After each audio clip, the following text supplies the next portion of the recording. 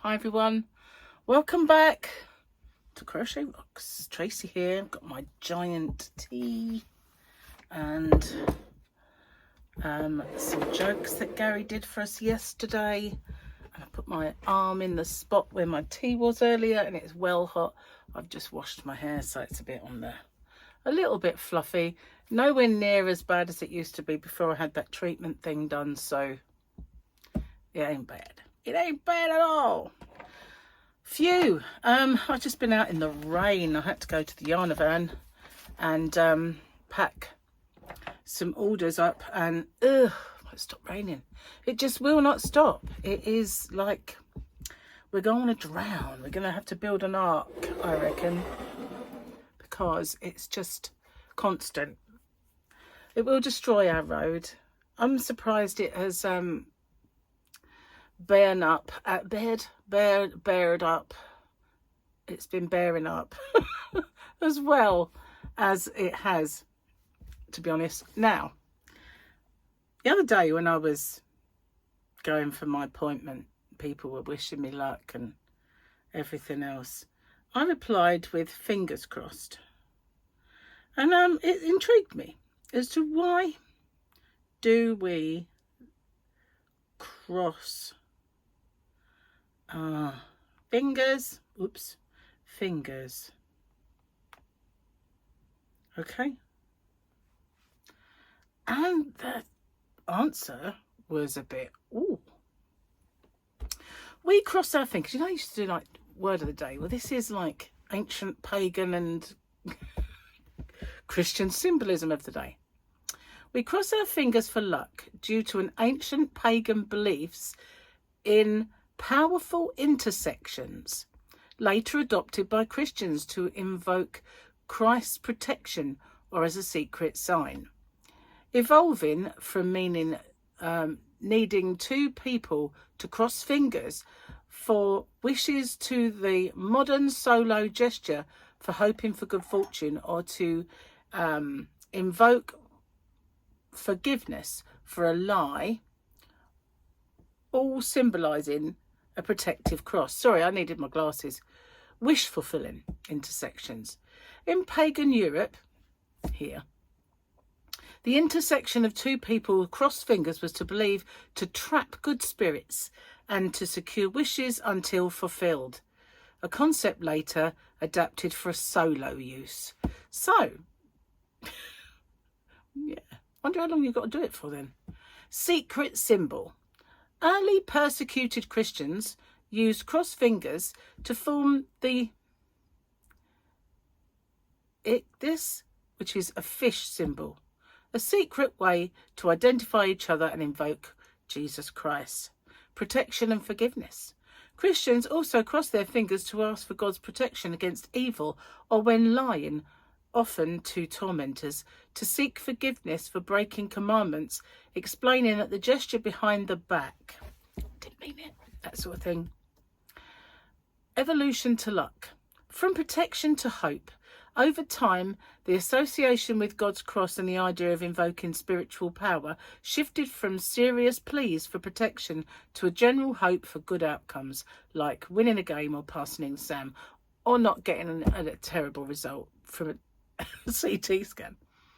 Modern uses today. It's a common cultural gesture symbolising hope, good fortune, or asking for help, even in digital form with the emoji. Indeed. So there you go. Bet you didn't know all that. All that from this. Amazing. Can you imagine then? With me, I always go like fingers, toes and tits crossed. What on earth does that signify? Desperation. Desperation, I guess. Still got a twitchy eye, guys. So annoying. I mean, it's this one. And I don't know if you can see it. It probably stopped now. But it was just going... Beep, beep, beep, beep, beep. I still haven't used any drops, by the way. So, you know, I am my own worst enemy in that respect. So let's do the Mandalorian. And do you know what? I'm going to feel like I'm going to have to look at Grogu, because, you know, we just don't get that many Grogis anymore. And I know it's a quote.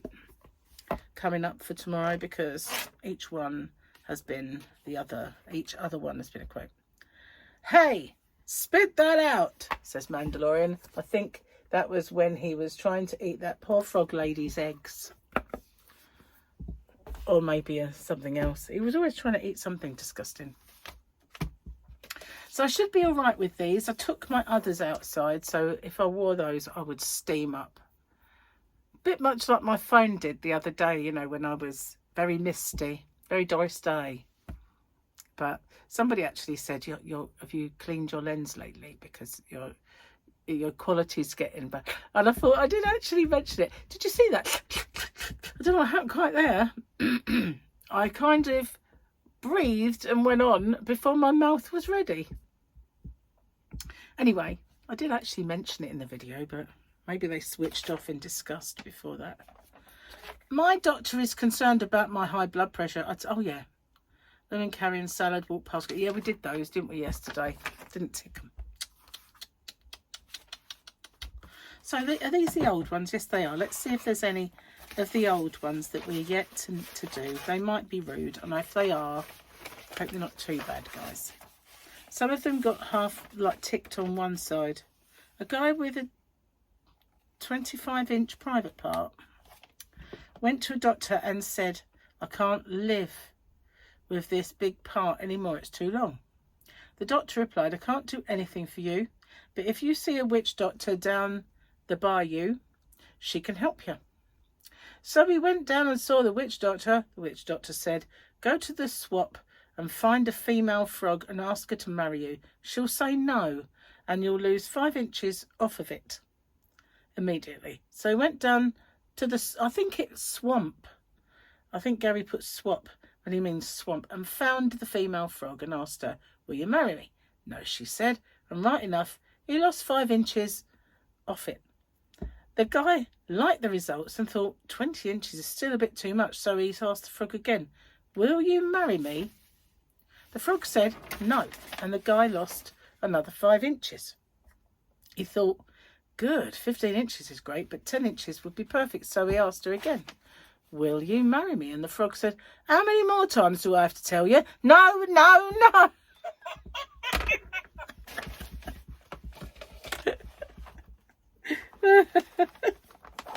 Oh, goodness. Gone. I didn't see that one coming. Okay. Now this one. At the bottom here. What did the woman with no hands get for Christmas? No idea. She still hasn't opened her present yet. Tick that one off. He's a naughty man. Those are all ticked. Those are all ticked. Those are all ticked. Yep. We've done them all. That's cool. We can put them down there. So we've got new ones. They're here. So as they were all old ones, I'll do one from the new one.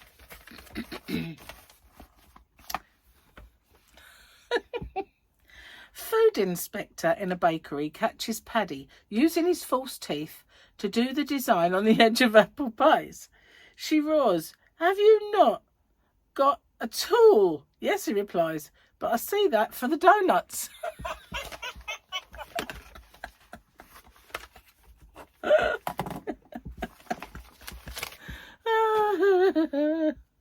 Oh, Gary. Oh, we haven't done this. So carried away. Oops, teeth. Do you follow your wife around? Yeah, we got that one. So it was just the picture one. When I suggested a hobby after we retired, I was thinking of gardening. Whee! Don't know who that one was.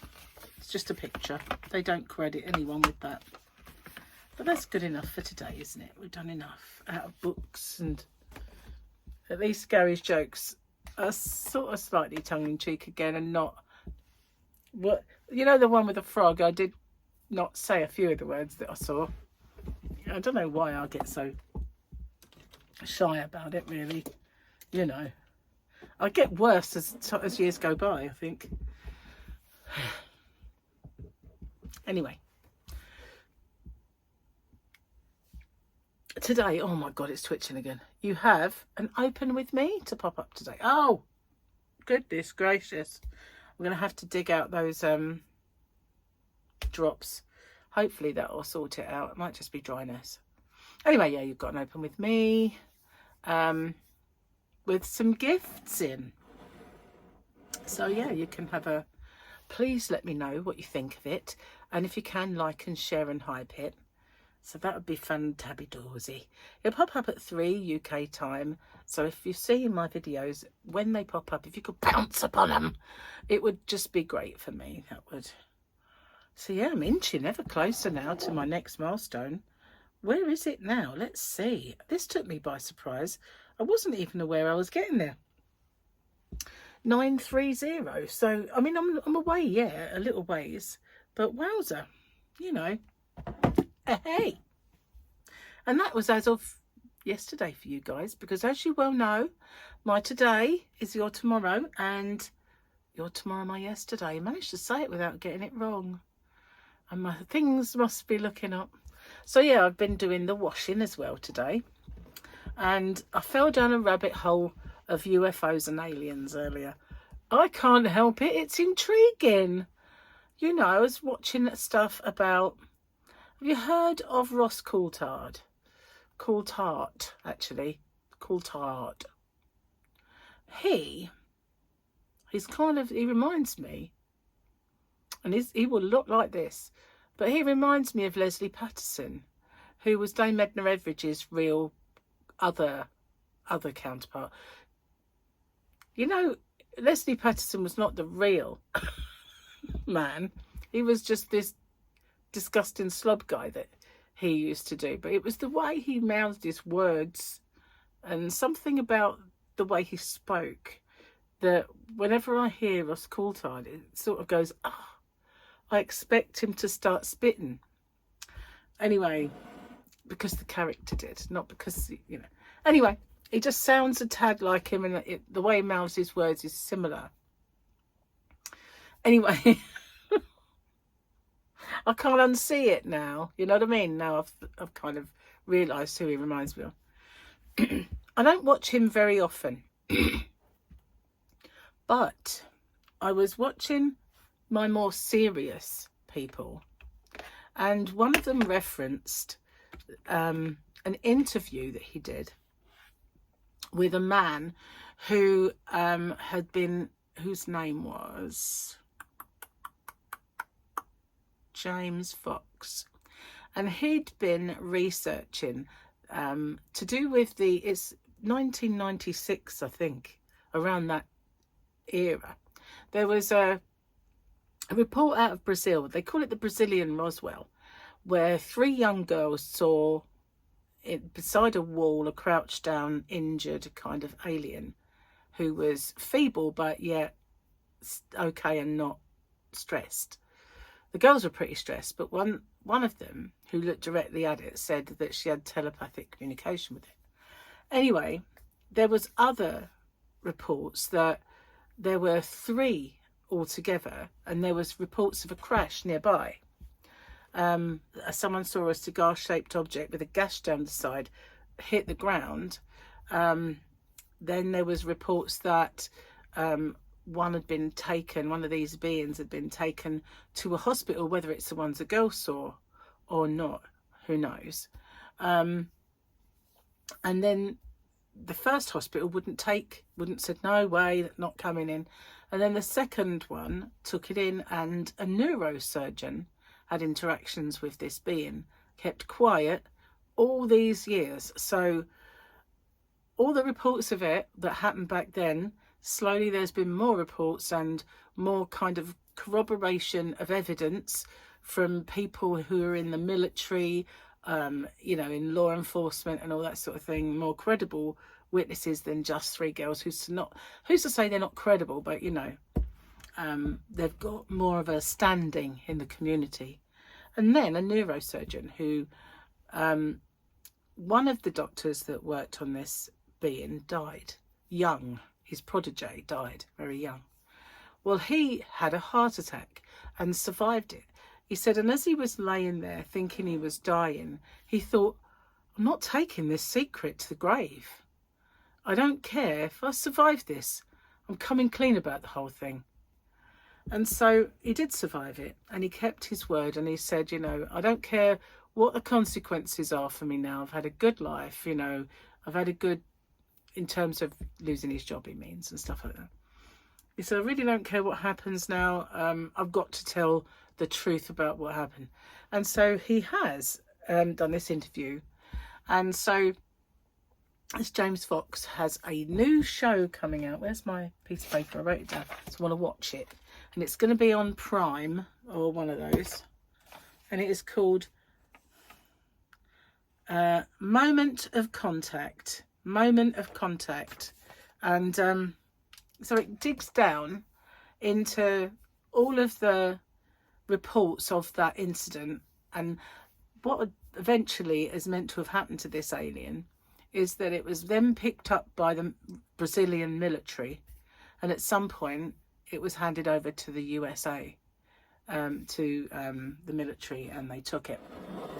So, and they say, more and more people say that they're going to have to come clean and tell the people about real contact at some point very, very soon. So it makes you wonder. It really does. And, you know, I know, all right then, space cadet again. But I find it all intriguing. I really do. And always have. And, yeah, so I fell down a rabbit hole. Not after that, watching some that are pretty wild. Because one leads to the other. To Skinny Bob, you know, they all kind of lead on. Yeah, but look, I'm looking forward to the James Fox one, because he does make serious documentaries about this thing, and I think he reported on it before, but now with this doctor, he has got to revise it. And the reason I kind of watched it was because I was watching Dobsonian Power last night, and he was talking about it and going and showing bits of it, and of course he could translate what this neurosurgeon was saying. He's Portuguese, but of course he could understand him, and so when he was talking, he was actually translating what he was saying. So yeah, it's pretty interesting stuff. And then Ray's astrophotography. He is possibly the most serious person that I do watch. And I watch him because he shows real physical evidence from Three Eye Atlas and from the universe. And he does discuss what Avi Loeb has said in like terms of his findings, because he writes scientific papers and essays. He's real, you know, he's a real scientist. And what I thought was really interesting in his last video that he made, talking about that on the 22nd of this month, Three Eye Atlas is going to be directly, there's going to be like the sun, Earth, Three Eye Atlas. So we're going to see it with the full power of the sun on it. So it's going to reveal a lot more of its composition and other data. And it's also, there's this effect that we'll see it. This, I can't remember what the effect's called, but there's some scientific kind of effect that we will get from the sun being behind us, rightly in its direction. And because that's only coming up on the 22nd, and there's all of the evidence that's been put forward lately, I noticed that Ray was not struggling with the idea, because he always calls it Comet 3i Atlas, and he actually did say object and skirted around it at some point, and he says, you know, I call it comet, and you can see there's an actual shift in what he's saying. So I meant a little comment under saying, I noticed you had a little bit of a struggle calling it comet. Why don't you just call it 3i Atlas? You know, then we don't have to use the word comet, and then whatever it is discovered by 3i Atlas, isn't it? So yeah, I feel a shifting. I feel a shifting of the sands. Cheers, guys. So a few of my yarns not selling out exactly. Some of the colours are selling out. I do feel like I need an injection of new yarn soon. And as I was doing my Open With Me, I come across one that I could get, and I also want to get the King Cole new one. And so yeah, there are a few new ones that I want to get pretty soon. And so watch out for that. I shall be doing that. And I also want to do some of my candle making and the stuff that Gary got me for Christmas. I keep forgetting about it being there. But before I do any of that, I have to do my tags. And so tomorrow, I already have my video sorted because I've done an Open With Me for tomorrow, which is today for you guys. So tomorrow, I need to sit down and continue with the paperwork I started and find it, because I did have a book somewhere that I was putting it all in, and so I need to get that out and get it done, basically. Anyway, as I was yesterday, I went on to send off my orders for today. The postman did come, and I also wanted to send Teresa's gift. What's a gift? It's what she won from her members only giveaway. And so I went on there and they changed the website. I really hate it when they do stuff like that. There is absolutely no reason to mess it up like they do all the time. And it's just like, oh, I had a system, you know. But now it's just, oh, very annoying. And another thing is they want any kind of overseas purchases, they want you to put your phone number in. So unless the phone number is in the order, like in the customer reference number, it's not there, which is causing a few aggravation problems.